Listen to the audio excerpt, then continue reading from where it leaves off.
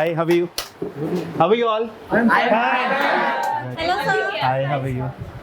How are you? पैर नहीं छूने यार. Hi, how are you? Fine, sir. How are you? Please have a seat. Have a seat. Thank you. Hi, madam. How are you?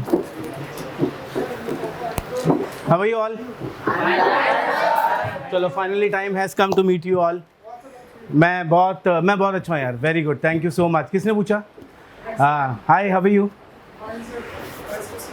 Thank you so much. चलो पहले तो start वैसे ही करते हैं जैसे यूट्यूब पे स्टार्ट करते हैं. वैसे ही कर दूँ? हाँ, सलाम नमस्ते से. चलिए, सलाम नमस्ते सत श्री अकाल आदाब. कैसे हैं दोस्तों? मैं हूँ जस. बहुत ही अच्छा लगा हमें आप सबसे मिलके. और जी जी सर. जी, आपके कोई भी क्वेश्चन आप लोग पूछ सकते हो अभी. तो anything I will answer you. Now, and everybody knows about you, but everybody don't know this where you're from exactly. अच्छा, आप लोग को पता नहीं है मेरे बारे में ज़्यादा. चलिए मैं भी बता देता हूँ. मेरा नाम जस प्रताप सिंह है. क्या नाम है? Jas Pratap Singh. My full name is Jas Pratap Singh and I am single. Okay, हमेशा ऐसा फील करना चाहिए. ओके नहीं तो जो लोगों की शादी हो जाती शक्लें देखो आप, तो ऐसी शक्ल ना हो जाए इसलिए हमेशा यही फील करो. ये देखो. तो वैसे जो मेरे फोर फादर्स हैं वो अमृतसर से थे. Basically I used to wear turban. पगड़ी पहनता था मैं और बहुत साल तक पगड़ी पहनी. फिर उसके बाद में मेरा जो पेरेंटल बिजनेस था वो था ट्रांसपोर्ट का. हमारी बहुत सारी गाड़ियाँ थी. बड़ी वाले ट्रक देखते हो, 6 टायरा बड़े वाले जो ट्रक होते थे, 12-10 के बोलते थे उसको. तो वो गाड़ियाँ चलती थी. पता नहीं आप लोगों को कितने लोगों को पता है गाड़ियों के बारे में. तो हमारी 100-150 ट्रक होते थे मेरे दादा के. और मेरे दादा जो हैं अमृतसर, जो गोल्डन टेम्पल है आप लोगों ने सुना होगा नाम, बिल्कुल उसके बराबर में गलियाँ हैं. तो वहाँ पे ही उनका घर होता था. तो वहाँ से वो शिफ्ट हुए अलीगढ़. अलीगढ़ नाम सुना है आपने? हाँ, अलीगढ़ कहाँ है बताओ? हाँ, यूपी में. तो मेरी जो पैदाइश है वो अलीगढ़ की है. तो अलीगढ़ मुस्लिम यूनिवर्सिटी सुना होगा आपने. तो basically I am from there, Aligarh से. और मैं वहाँ पे अलीगढ़ में छोटा ही था. तो उसके बाद में निकल गया. मैं 16 साल की एज में ही निकल गया था वहाँ से. और उसके बाद में फिर चंडीगढ़ रहा 5 साल. कुछ टाइम दिल्ली रहा. दिल्ली के बाद में फिर मैं अभी मेरे को यहाँ पे बहुत साल हो गए मुंबई में. और जब मैं यहाँ आया था तो मेरी जेब में कुछ भी नहीं था, क्योंकि जब मैं इस लाइन में आया, लेकिन मुझे ट्रांसपोर्ट में मज़ा नहीं आता था. आई वॉज लाइक क्या करूँ यार, मुझसे मैं ट्रांसपोर्ट के ऑफिस में जा भी रहा हूँ, काम भी करवा रहा हूँ, तो मज़ा नहीं आता था. तो फिर मुझे लगा कि आई नीड टू स्विच. फिर then I started training, hair की ट्रेनिंग ली. फिर उसके बाद में फिर सब जगहों पे काम किया. बहुत ट्रैवल किया मैंने इंडिया के अंदर, और अभी भी ट्रैवलिंग कर रहा हूँ. तो मुझे बड़ा मज़ा आता है. लेकिन I was in to salon. फिर हम लोगों ने अपने सैलॉन्स भी स्टार्ट किए, और सैलॉन में बहुत कमाल का बिज़नेस भी चल रहा था. लेकिन काम अच्छा था तो मुझे बहुत सारे ऑफ़र्स आते थे कि सर आप इधर शो के लिए आइए, उधर शो के लिए आइए. तो जब मैं और सैम मैम जब ट्रैवल करते थे, वैसे सैम मैम के बारे में अगर मैं बताऊं आपको, तो सैम मैम मेरे टीचर थे. शी वॉज माई गुरु. मैं उनसे लर्न करता था, और लर्न क्या करता हूँ, उनके अंडर ही काम करता था. नौकरी जब मैं when I was into job, तो मेरे सीनियर थे और बताते थे कि काम ऐसे ऐसे करना है. हालांकि मेरी पोस्ट भी बहुत अच्छी हो गई थी. I was a technical manager, और मैं टेक्निकली देखता था, वो पूरा मैनेज करते थे. तो वो मेरे बॉस ही थे, मैं उन्हीं को रिपोर्ट करता था. तो फिर पटा लिया. और ने कहा है कि बॉस. मैं कहा चलो अभी हम बॉस बन जाते हैं. लेकिन हम गलत थे. आज हम नौकर बन चुके हैं उनके. तो फिर वहाँ से जर्नी शुरू हुई. फिर हम लोग साथ में ट्रैवल करते थे. तो ट्रैवलिंग के टाइम पे मैंने एक चीज़ नोटिस की कि बीच में ना बहुत सारे लेबर वाले काम करते थे. तो सैम में जब हम लोग शोज़ पे जाते थे, और मैंने बहुत छोटे छोटे शहरों में भी शोज़ किए हैं, बहुत बड़े बड़े शहरों में भी किए हैं. कोई जगह ऐसी इंडिया में शायद ऐसी होगी जो मैंने छोड़ा होगा. छोटे से छोटा कस्बे में भी किया, सब जगह पे किया मैंने काम. फिर उसके बाद जब ट्रैवल कर रहा हूँ तो बच्चे छोटे छोटे बेचारे बेलदारी का काम कर रहे हैं, लेबर का काम कर रहे हैं, धूप में काम कर रहे हैं, अभी इतनी गर्मी है, बट जो लेबर वाले हैं उनके पास कोई ऑप्शन नहीं है, उनको वही सब उठाना है, वही सब करना है। तो सैम मैम हमेशा ही बोलते थे कि अगर इन बच्चों के पास में स्किल्स आ जाते, उन्होंने सरसरी वैसे ही बोला कि अगर इन बच्चों के पास बचपन में स्किल्स होते तो आज इनको जलना नहीं पड़ता। तो ये बात है बहुत पुरानी, तो बोले कि इनको अगर हमने खड़ा कर दिया तो मुझे लगता है कि, और देखो जिसकी साउंड फैमिली है, जो बाहर जाके पढ़ सकते हैं, कर सकते हैं, उनको तो इतनी ज़रूरत नहीं है सैमेंजर्स की। लेकिन जिन बच्चों के पास में कोई ऑप्शन नहीं है, तो सैमेंजर्स वांटेड कि वो बच्चे आए और वो बच्चे पढ़ाई की वजह से रह ना जाए। तो कोई लेबर वाला है, किसी का ऑटो वाला है, कोई है, तो वो इतनी मेहनत करे कल को वो आगे बढ़ पाए और वो आगे लोगों को दिखाए। क्योंकि देखो क्या है, मेरा ऐसा मानना है कि आप सबके अंदर टैलेंट है, यू ऑल हैव टैलेंट, खाली उसको निकालना है। We need to take out, और वो निकालने का एक प्रोसेस होता है, and it is a very hard process, it's not easy, I am telling you. मेरी जो टीम है यहाँ पे, बहुत बड़ी टीम है हमारी, 250-300 लोगों की टीम है हमारी इस टाइम पे, जो ट्रेनर्स हमारे यहाँ पे पढ़ा रहे हैं, उन सब के अंदर यही कूट कूट के भरा हुआ है कि एक एक बच्चे के अंदर से आपको टैलेंट निकालना है। और जब आप टैलेंट निकालते हो तो कभी प्यार से नहीं होता। अभी जैसे माँ बाप होते हैं, प्यार बहुत करते हैं लेकिन स्ट्रिक्ट रहते हैं, येस और नो। तो मेरे जितने भी ट्रेनर्स आपको दिखेंगे, ऑल आपको स्ट्रिक्ट इसलिए मिलेंगे ताकि वो टैलेंट निकले बाहर, ताकि वो एक इंसान ऐसा बने। और दूसरा, हम लोग हमारी एकेडमी में सिर्फ बाल काटना नहीं सिखाते, we don't only teach you कि हाउ टू कट हेयर। अभी आप आ रहे हो, मैं आप लोगों से मिलने वाला हूँ, बार बार मिलने वाला हूँ, क्योंकि वो चीज़ें मैंने भी फेस की हैं, और सिर्फ थियोरेटिकली बात नहीं करूँगा। मैं आप लोगों को बताऊँ कि आप क्या करो जिससे कि आप बहुत बड़े इंसान बनो, भले ही पैसे से, नाम से। सैम मैम हमेशा एक चीज़ बोलते थे मुझे, क्योंकि ये थॉट प्रोसेस कभी मेरा रहा नहीं, मेरा खाली ये थॉट प्रोसेस था, सैलून में जाओ और सैलून के काम को बड़ा कर दो। और मुझे मेरी कंपनी भी, और वैसे भी मैं जहाँ पे भी खड़ा हुआ, जहाँ पे काम नहीं होता था, जहाँ पे एक महीने का 20,000, 30,000, 40,000 का काम होता था, मैं वहाँ पे 10 लाख तक का काम ले जाता था विद इन 6 मंथ्स। बोले तेरे यहाँ काम नहीं है ना, कोई बात नहीं, मैं खड़ा होता हूँ, 6 महीने के अंदर उस काम को 10 लाख पे लेके जाता था।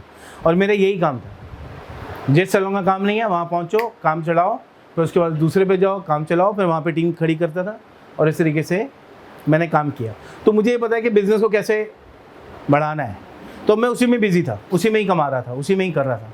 लेकिन फिर साहब ने बोला नहीं, you need to see kids, आपको बच्चों को देखना होगा, आपको बच्चों को आगे बढ़ाना है, और ये हमें लेना है। फिर जब हम लोग ने एकेडमी शुरू करी, फिर हमारा 1.25 लाख का कोर्स होता था, ये वाला, ये पूरा कोर्स, जिसमें hair, boys hair cut, girls hair cut, makeup, तो 1.5 लाख तक जाता था पूरा फुल कोर्स। तो फिर उसके बाद में ये हुआ कि नहीं, थोड़ा कम करो, थोड़ा कम करो, थोड़ा कम करो। अच्छा, मैं जितना कम कर रहा हूँ मेरा दिल करता और कम कर दूँ, क्योंकि और कोई रह ना जाए।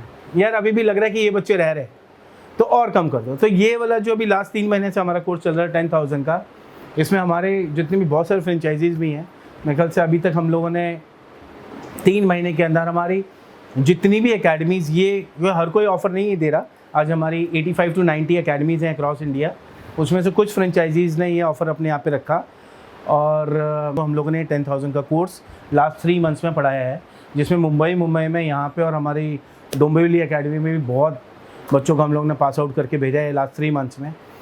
सबसे बड़ा एक सेटिस्फेक्शन मिलता है, पैसे इतना नहीं होता जितना आपको फील होता है कि आप सेटिस्फाइड होते हो, जब रात को सोते हो तो आपको एक सुकून होता है कि हाँ यार आप कुछ कर रहे हो अपने बच्चों के लिए, और ये बच्चे जो आज पास आउट होके जाने वाले हैं ये कमाल का करने वाले हैं। मैं इसमें एक चीज़ और ऐड करूँगा, आप लोग के पास में मोबाइल फ़ोन है, सबके पास स्मार्टफोन्स हैं आज की डेट में, है ना। अगर आप उस स्मार्टफोन को देखो तो बहुत सारी चीज़ें आपको पता ही नहीं है कि उसको यूज़ कैसे करना है कोई। तो ये आप लोग भी, मैं सच बता रहा हूँ, आप लोग के अंदर इतनी सारी क्वालिटीज़ हैं कि आप लोग को भी नहीं पता कि वो क्वालिटीज़ मुझे आप लोगों को बताना है कि देखो ये क्वालिटी आपके अंदर, और सबके अंदर एक अलग क्वालिटी होती है, आप लोग सबके अंदर अलग अलग क्वालिटीज़ मिलेंगी, कोई कुछ है, किसी के अंदर कुछ है, किसी के अंदर कुछ है।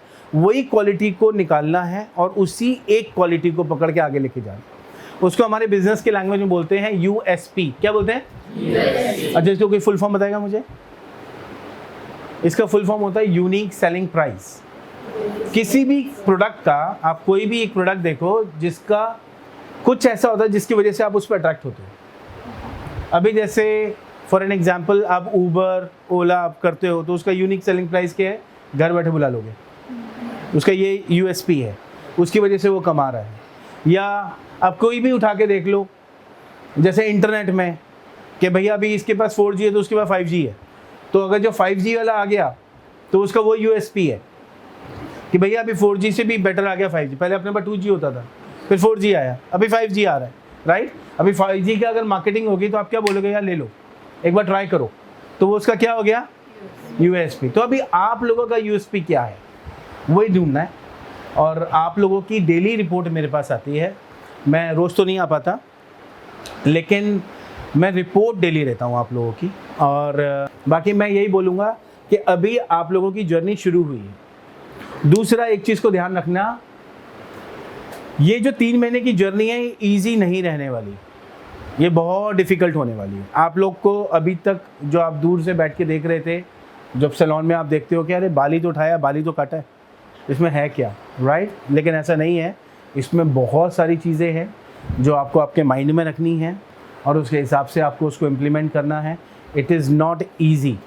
तो इनिशियली जो बच्चों ने वो वर्ड्स नहीं सुने होंगे, क्योंकि थियोरेटिकली अभी सैम मैम आपको पढ़ाने वाले हैं, थ्रू वर्चुअली पढ़ाने वाले हैं, लेकिन आप लोग को समझना पड़ेगा, वो वर्ड्स आपको ध्यान रखने पड़ेंगे, उनको घर जाके रिपीट करना पड़ेगा। और ये वही बच्चे कर सकते हैं जो दिन में आके पढ़ाई करें और जब आप रात को सो रहे हो तो उसको रिवीजन करो। जो यहाँ पे जितने बच्चे लिखेंगे, रिवीजन करेंगे, उन बच्चों का कम्युनिकेशन अच्छा होगा।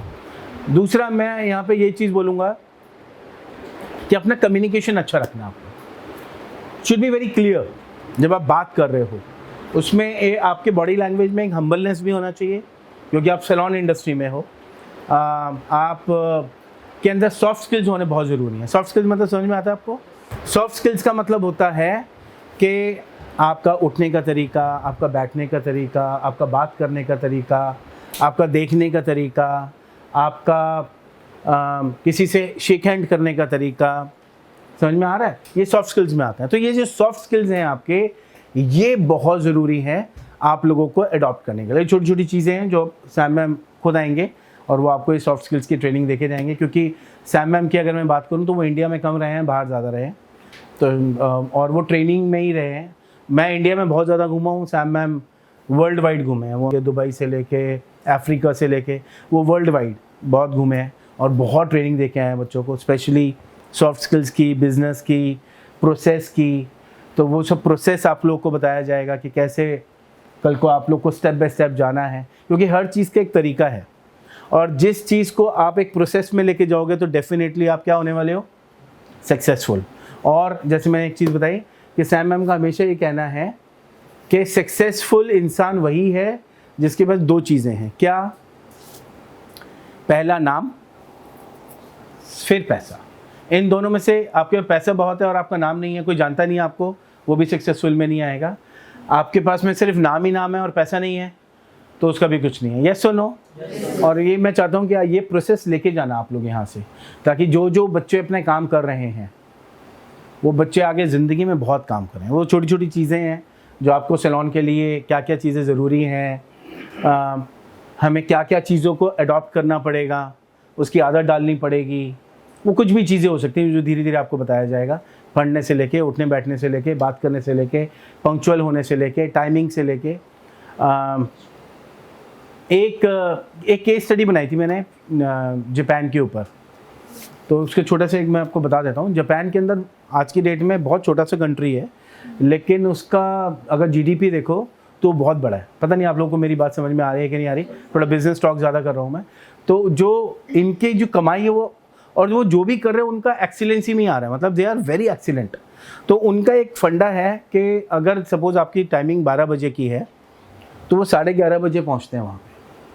हमारे यहाँ पे कि हम 12 बजे की टाइमिंग है तो 12:10 पे आते हैं, वो लोग 11:30 बजे आते हैं। अभी जैसे मैं बात कर रहा हूँ, अगर यहाँ पे जापान के बच्चे बैठे होते तो कीप राइटिंग, वो पॉइंट्स पूरे लिख लेते हैं अभी तक। तो जो लिखने की हैबिट है, कोई भी बात है, नोट्स बनाने का, की पॉइंट्स आपके बाद में पढ़ने के लिए, फिर उसको जाके फेयर करो, फिर प्रोजेक्ट फाइल बनाओ, और प्रोजेक्ट फाइल आपको दिखाना है, साथ साथ ब्लो ड्राइव्स के ऊपर काम करना है। ओके, तो आप लोगों को ये छोटी छोटी चीज़ों के ऊपर काम करना है। बाकी आप लोगों को यही बोलूँगा, किसी भी तरीके की परेशानी हो, सीधे जा करके आप पहले बात करो हमारे ट्रेनर्स से कि ऐसा है। अगर कई बार क्या होता है कि चीज़ें समझ में नहीं आ रही क्योंकि it is new, it is not easy, क्योंकि इसमें बहुत पढ़ाई है, सिर्फ प्रैक्टिकली नहीं है। तो जो बच्चे यहाँ पे दोनों चीज़ें लेके जाएंगे, थियोरी एंड प्रैक्टिकल, वो ज़िंदगी में बहुत आगे बढ़ने वाले हैं। तो जितने भी बॉयज़ हैं स्पेशली, मैं उन लोग को यही बोलूँगा कि सिर्फ प्रैक्टिकल पे ध्यान मत देना, थियोरी पे भी देना, क्योंकि थियोरी के बाद में आपका क्या रहेगा कि आप क्लाइंट्स के साथ कम्युनिकेट अच्छा कर पाओगे। ये जो इतना साइंस मैम ने दी है ना, इतनी डेप्थ में, वो बहुत ज़रूरी है पढ़ना, उसके नोट्स बहुत बनाना। ओके, येस और नो? Yes sir. तो अभी पढ़ाई के कुछ रूल्स हैं, मैं आपको अभी बता देता हूँ। जब आप क्लास में होगे तो सबको स्ट्रेट बैठना है, बिल्कुल स्ट्रेट। ओके, और सब अपना हाथ यहाँ पे नी पे रखेंगे स्ट्रेट, तो आपको ज़्यादा समझ में आएगा। अब देखना, ये भी एक तरीके की साइंस है कि when you are learning and you keep both the hands on the knees and you are, तो आपको ज़्यादा रिकॉल होगा। जब आप बिल्कुल रिलैक्स हो जाते हो तो फिर आप अपने दुनिया में चले जाते हो, फिर वापस आते हो, अरे मैं तो वहाँ चला गया था, वापस क्या बोला। ऐसा होगा आपके साथ में जब आप पढ़ाई करते हो, जैसे ही होता है ना। और जब पढ़ाई होती है तो थोड़ी सी बोरिंग ही होती है, यू नो। जिसको इंटरेस्ट होगा उसके लिए बड़ा इंटरेस्टिंग हो जाएगा, लेकिन जिसको इंटरेस्ट नहीं आता ना, तो उसको यॉर्निंग ही आती है, फिर वो अपनी दुनिया में चले जाते हैं, मैं वहाँ हूँ, तो फिर वापस लाना पड़ता है, अरे क्या हुआ, अरे हाँ मैं यही हूँ मैं। तो यहाँ होके भी कई बार बच्चा यहाँ नहीं होता। तो आप लोग यहीं रहना जब आप लोग पढ़ रहे हो, और बहुत मस्ती के साथ काम करना, एक दूसरे से प्यार के साथ में काम करना, बहुत पॉजिटिव होके करना। अभी आप लोगों को पता है इस प्रोसेस में क्या होने वाला है, आपको समझ में नहीं आएगा कि आपकी बॉन्डिंग एक दूसरे से ऐसी हो जाएगी, जिस दिन आप यहाँ से जाओगे ना, आप लोग सब रोने वाले हो। अभी जो लास्ट वाला बैच था, सब बच्चे रोए थे, पता है आपको, एक बच्चा। और लास्ट वाला बैच नहीं, सब बैचेज में ही होता है, क्योंकि 3 महीने का टाइम होता है, तो लगता है अरे बहुत टाइम है। इट इज़ जस्ट 90 डेज़, और 90 डेज़ में आपको बहुत कुछ लेके जाना है। मैं आपको ये बता दूं, ये बैच मुझे बहुत क्रिएटिव लग रहा है, जो मैंने आज आप लोग, इसलिए मैं आप लोगों से मिलने आया था, क्या कि मुझे थोड़ा आइडिया हो कि ये बैच में आप लोग को बहुत मज़ा आने वाला है। It is going to be the best one.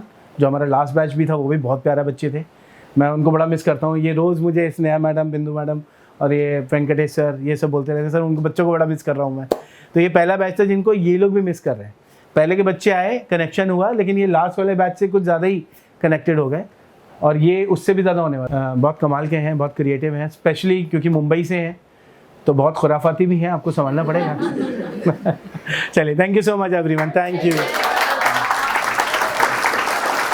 Nice meeting you all. बहुत अच्छा लगा मुझे आप लोगों से मिलके, thank you. Gauri madam, bye bye, thank you so much, thank you. चलिए, थैंक यू, बाय बाय। बहुत मेहनत करना तू, थैंक यू। टाइम से आना है, हाँ, और बहुत मेहनत करनी है। ओके, चलिए sir, thank you so much, thank you. चल मोड़ दे उसका पंजारा,